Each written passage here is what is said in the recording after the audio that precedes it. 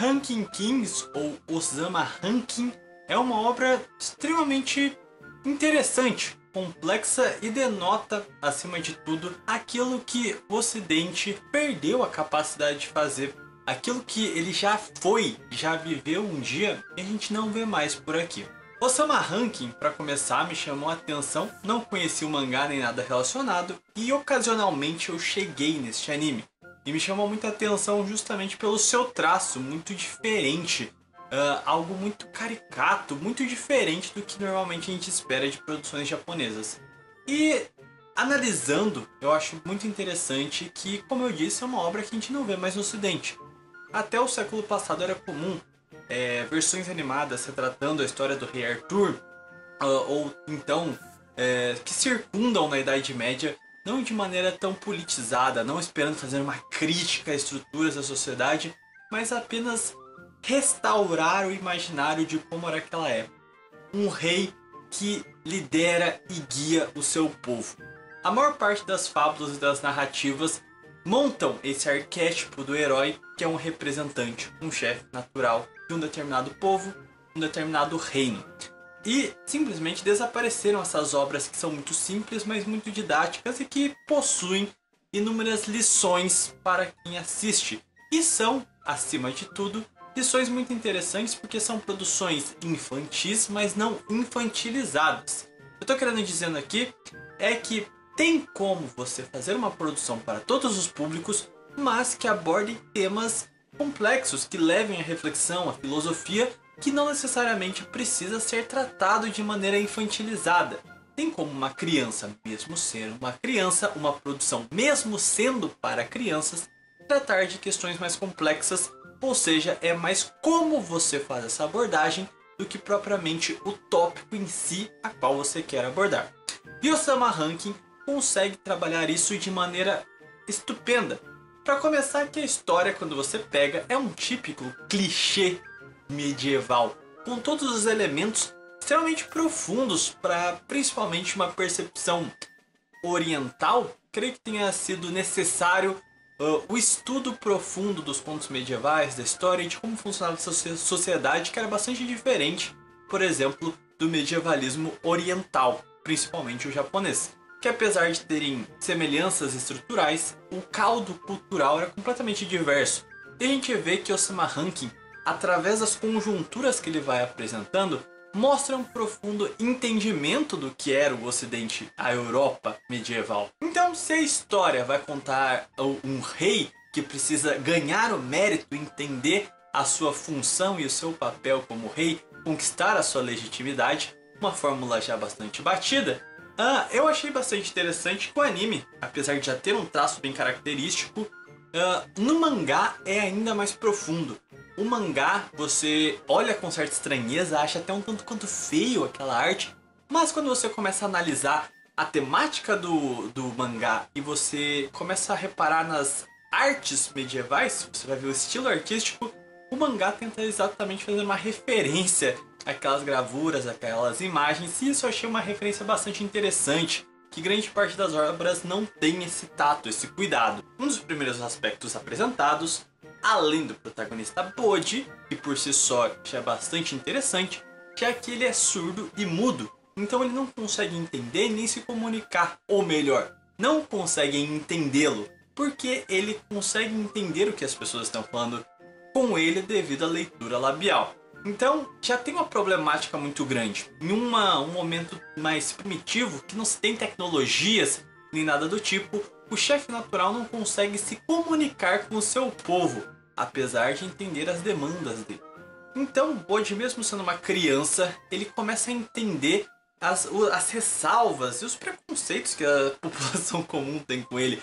A criatura tão estranha que ele apresenta ser como uma figura um tanto quanto instável, uma figura não muito confiável para o seu povo, sabendo que ele vai ser o próximo rei.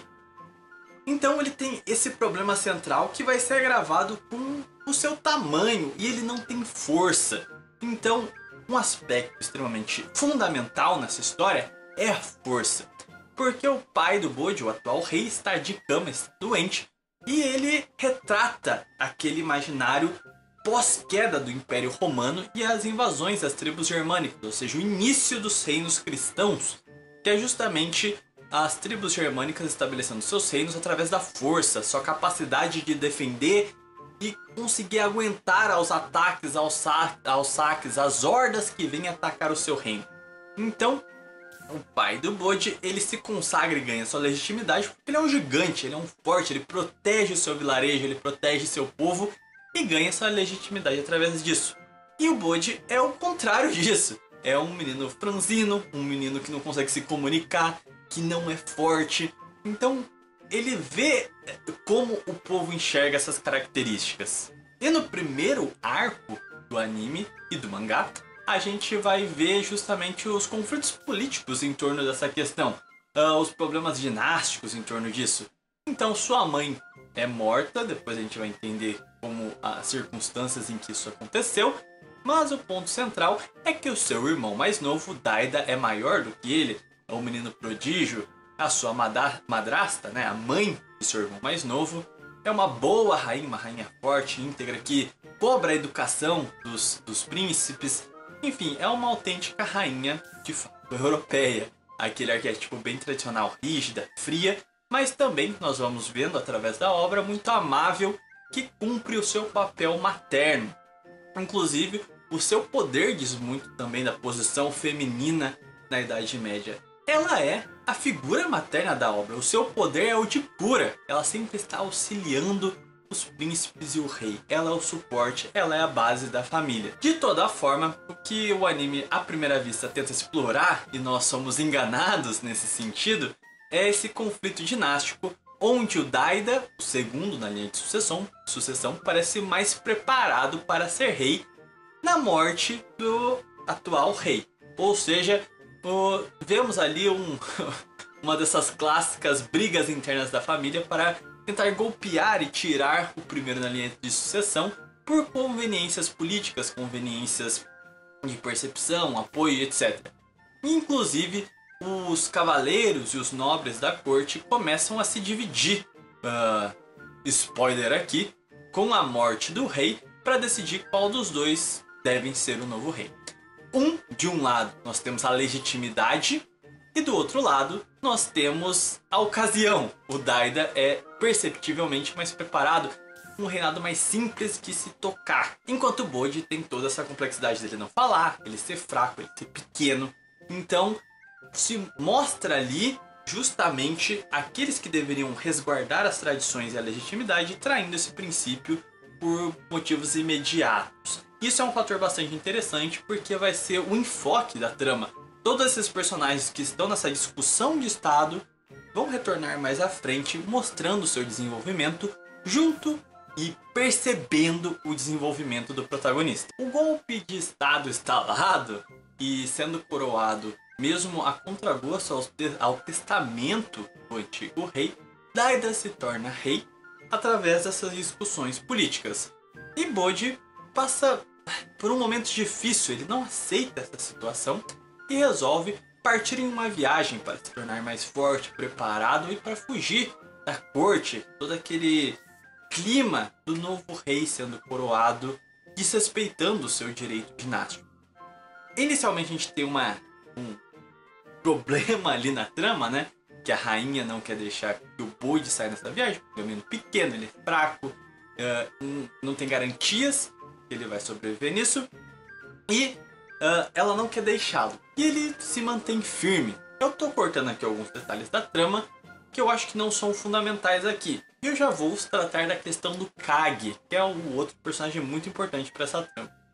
De toda forma, esse momento é ilustrado justamente para mostrar como a rainha, apesar de ser madrasta do Bode, não mãe dele, se importa com ele. E ela começa a reconhecer o seu crescimento e ele sai em viagem com 2 cavaleiros que teriam que fazer a sua proteção. E essa viagem ela é muito importante para essa trama. Primeiramente nós temos o cavaleiro regicida, que ao longo dessa viagem vai tentar assassinar o Bode pela eventualidade, a pedido do rei, do Daida, do irmão do Bode, que não quer correr o risco né? Porque tem um espelho, que a gente já vai também falar da Miranjo, falou que ainda existe uma pessoa mais forte do que ele, que é o Bode. Bode arrisca e ele é a salvação do reino, então é uma questão da tradição, mesmo que de maneira não imediata, não perceptível, ainda se mantendo superior às eventualidades e esse pragmatismo político. Isso é uma outra mensagem bastante interessante do anime. Mas de toda forma, essa viagem é bastante interessante porque o cavaleiro, o homem que treinou o Bode, que era o seu tutor, que o apunhalou, o traindo, apoiando a coroação de seu irmão mais novo, Daida, fica também encarregado de matar o Bode, o rei de um penhasco. O Kage estava na sua mochila e o salvou, mas esse não é o ponto. Eu acho interessante o desdobramento que acontece a partir daí. Primeiramente, a viagem em si é repleta de referências. Um rei se consagra rei de diversas formas, a gente pode imaginar aqui, mas o anime aborda uma delas que é bastante interessante. Se o pai, o fundador, foi através da força e construindo as muralhas e construindo esse proto-estado, né, que ainda não é um estado nacional, mas se legitima através da defesa, o monopólio da força, o Bode agora ele tem outra missão. Ele tem que manter, lógico, a integridade das terras, mas ele deve conhecer profundamente e ser legitimamente rei. Deve conhecer o seu povo, as tribos, as vilas, as diversidades que existem ali dentro, e através dessa viagem que ele faz, ele pode conhecer a cultura popular, a forma de vida do povo, os comerciantes, os plebeus, enfim, toda a diversidade dentro do reino. Isso também é um ponto muito interessante, porque ele consegue viver como gente como a gente. E isso é retratado muitas vezes em obras medievais também, do rei que se camufla, né? Tenta se adentrar no meio do povo para ver como é a vida de verdade fora da corte. O Bode também passa por esse processo. O regicida, que tentou assassiná-lo, ele está profundamente arrependido. O outro cavaleiro que acompanhava era fiel ao Bode e não aceitava traí-lo de qualquer forma, e começa um embate entre os dois. No fim, o regicida perde a sua mão como forma de demonstrar o seu arrependimento pelo que ele fez. Corte a minha mão, eu que sou um cavaleiro, para que eu tente me redimir, pagar pelo erro que eu fiz de trair o meu rei. E é o que acontece, eles se tornam, vão falar que a missão está concluída, eles não sabem que o Bode sobreviveu ao que o regicida fez, mas de toda forma mostra um profundo arrependimento e veem que o cargo de ter traído o seu chefe natural era muito mais pesado do que ele imaginava. Então ele busca uma forma de redenção daquele ato que ele cometeu.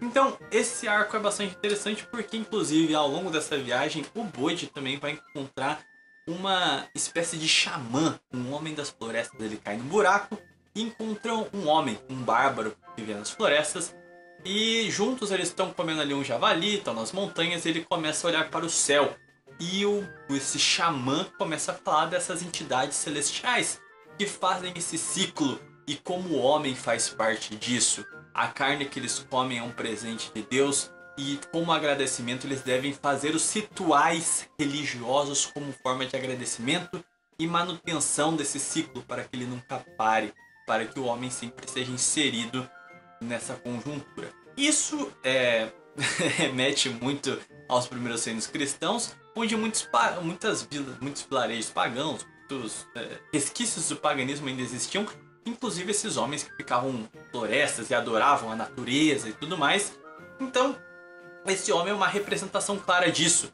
Então, se por um lado mostra toda essa beleza, dessa harmonia com a natureza, de outro lado o diálogo termina com ele falando: bom, foi muito bom, mas agora o meu sacrifício vai ser você. Então é bom que ele apresenta de forma clara desde a riqueza do paganismo mesmo, dessa ideia cíclica do universo, mas também o porquê que ele teve que ser exterminado.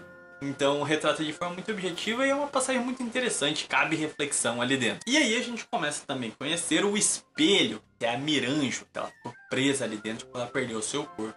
Mais detalhes você assiste a trama. Não que isso aqui já não esteja recheado de spoilers. Mas de toda forma, a Miranjo tem uma história muito interessante, que ela é uma menina meiga e sua mãe tem uma filosofia, que é a filosofia do perdão e do amor ao próximo, uma clara referência ao cristianismo.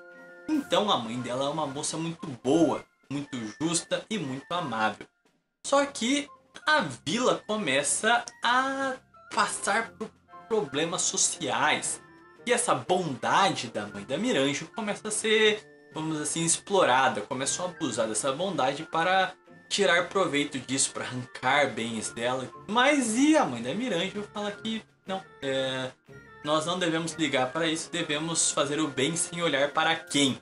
Só que acontece que, no meio desses conflitos, elas acabam sendo atacadas. A mãe da Miranjo é morta e a Miranjo acaba desfigurada. Cortam suas mãos.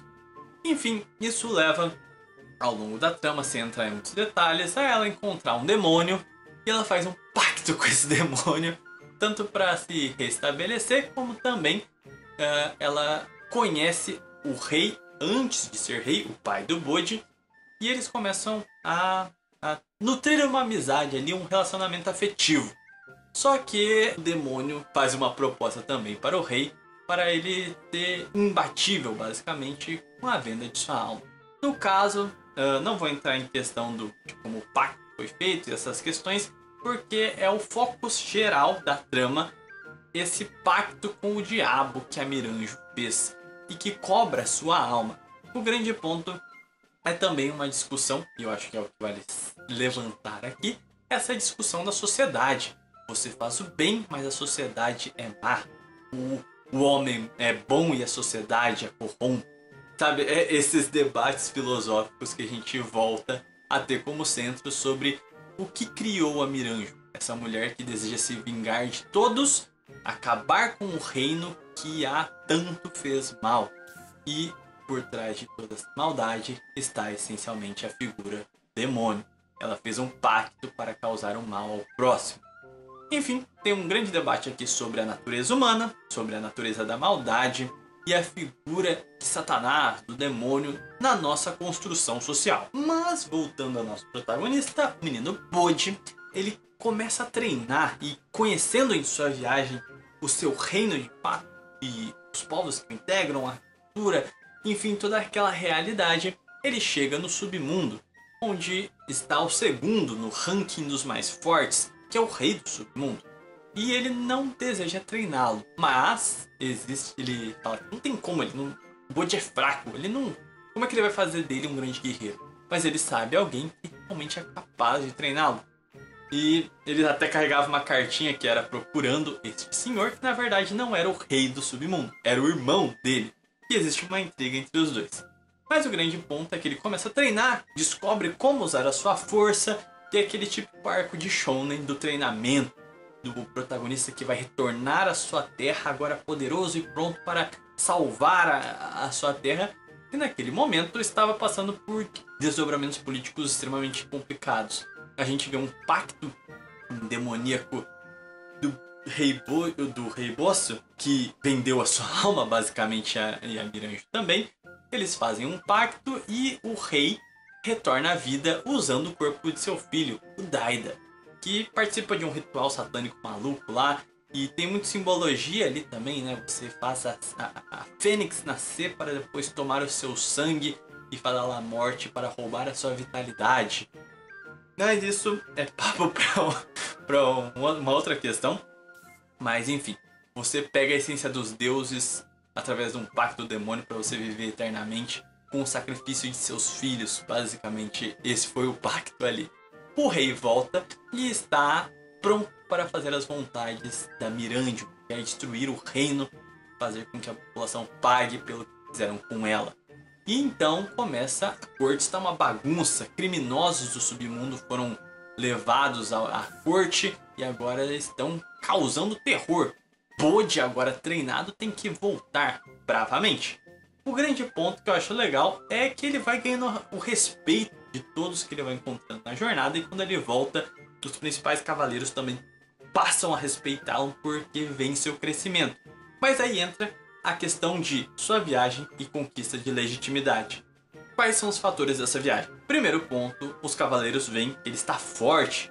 Um simples movimento derruba os seus inimigos. ele consegue vencer aqueles ladrões, aqueles prisioneiros que estavam lá, vence outras figuras e mostra que ele agora é mais forte do que qualquer um ali. E a força para muitos é a chave para a lealdade, para a submissão. Então muitos aceitam que Bode é o rei porque é forte. Mas não só isso. A rainha não era sua mãe, era sua madrasta. E a madrasta sempre teve preferência pela sua prole. Inclusive votou no golpe contra o Bode. Apoiou que o Daida fosse o rei. E também tem a figura do Daida, que antes do rei voltar, ordenou que o regicida matasse seu irmão mais velho, Bode, porque ameaçava sua coroa. Então, de certa maneira, ele foi traído 2 vezes por sua família. E Bode mostra a melhor das características de um rei, que é a caridade e o espírito cristão. Ele perdoa a sua madrasta, a reconhece como mãe e ama ela. E também está ali para salvar o seu irmão, não guarda mágoas disso e mostra a grandeza, a superioridade do perdão. Isso é uma mensagem bem explícita na figura do Bode, um menino inocente que consegue perdoar a todos. Inclusive, tem um momento em que ele começa a, vamos dizer assim, perdoar o regicida. A primeiro momento, o momento foi muito traumático, ter sido quase morto naquele momento, mas ele consegue aos poucos ir ganhando confiança de novo no regicida, que é perdoado e agora segue fielmente Bode. Então está bem claro aí as mensagens do arrependimento, a mensagem do perdão, do ressentimento em alguma medida e como superar tudo isso. Então ele demonstra amor à sua família, se mostra um rei justo, de reconhecer as culpas dos seguidores, dos seus cavaleiros, mas acima de tudo também ele demonstra uma capacidade acima do rei anterior. Ele realmente conhece o seu território, conhece o seu reino e o seu povo. E é bastante interessante o caráter imperial, primeiramente na figura do Kage, que era um clã das sombras, muito mal falados, como se esgueirassem nas sombras para roubar e matar os outros. A história do Kage por si é uma história de desprezo e a sociedade vendo ele de maneira marginalizada. E, enquanto isso, o Bode o conhece e vira seu amigo. E é uma amizade bastante interessante, porque o Kage, a primeiro momento, queria se aproveitar dele, que pensava que o Bode era algum tipo de nobre e não sabia que ele era príncipe. Depois descobre e o Bode o trata como igual, trata como um amigo. E ele abnega em alguma medida essa distorção da aristocracia de colocar as pessoas abaixo dela. Eu não quero que você seja meu vassalo, eu quero que você seja o meu amigo, a minha mão. Você é um dos meus seguidores mais preciosos. Você não é alguém submisso a mim. Eu reconheço o seu papel em meu reinado. E o Bode, apesar dessa aristocracia justa, não deve ser confundido com uma quebra da aristocracia, uma vez que o desejo do Bode é ser rei. E isso fica bem claro a todo momento, o seu desejo de poder colocar a coroa em sua cabeça. Mas não fica só com o Kage a sua imagem imperial, porque por onde ele passa ele consegue ganhar reconhecimento e lealdade e aceita todos, independente de pequenos preceitos, talvez uma referência inclusive ao helenismo. Ele consegue assimilar aquele monte de cultura a qual ele vai tendo contato e vai conseguindo fidelizar apoio. Seja os cavaleiros do submundo, que começam a respeitar muito Bode e veem o seu potencial, seja então na figura do Orc, que teve grandes conflitos com os cavaleiros do submundo, que tinha tudo para rejeitar as figuras humanoides, mas se torna um grande amigo e admirador do Bode. Tanto que isso fica bem explícito. Ele é um menino, ele é um rei capaz de unificar o seu império, independente das diferenças biológicas, nesse caso, de raças, etc., mas também culturais. Ele é um sujeito capaz de ordenar tudo à sua coroa, respeitando essas diferenças. Um aspecto muito comentado já aqui nos últimos vídeos. Bom, o anime ainda está em lançamento no momento que gravo esse vídeo, então essas são as minhas principais considerações a respeito de Osama Rankin. É um anime, assim, exemplar. Fazia muito tempo que eu não vi uma obra tão sutil, tão leve, mas ao mesmo tempo com mensagens tão profundas e com ensinamentos claros. Então, minha principal recomendação aqui, o que eu poderia sinteticamente falar sobre o anime, é que, assim, um anime infantil, um anime leve, mas nem por isso é um anime infantilizado. É um anime bastante profundo e que deflagram principalmente como o Ocidente está caído. Perdeu a capacidade de explorar a sua própria história, a sua própria cultura, as suas próprias tradições, justamente por esse desejo de revisitar tudo de forma tão crítica, tentando renegar suas próprias bases. Foi necessário que uma produção japonesa ensinasse o Ocidente sobre a grandeza da sua própria história.